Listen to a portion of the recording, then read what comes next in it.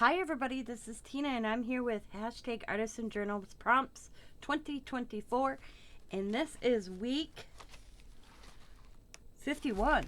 It's only one more week and it was bubbles and this is what I came up with. This is my bubble page. I just kind of did a mixed media page. I put paint. It's like 5 different paints going down. And then I spread them across with my painter thingy, this thingy jigger. And then I took different size covers of that I had. I save everything because you never know when you want to need them.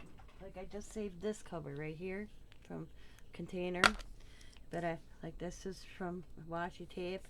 And this worked perfect because I can do flat like this or hollow. And then I save the small glue covers, you name it. I have a mixed media cart that has all sorts of stuff in. That's I just save. So this is my layout. I even asked my husband when I showed him this. I'm like, what do you think this is? Because I wasn't unsure. And he goes, looks like bubbles to me. So what I did is I did white. And then I did it real fast so that I could pick up some of the blues.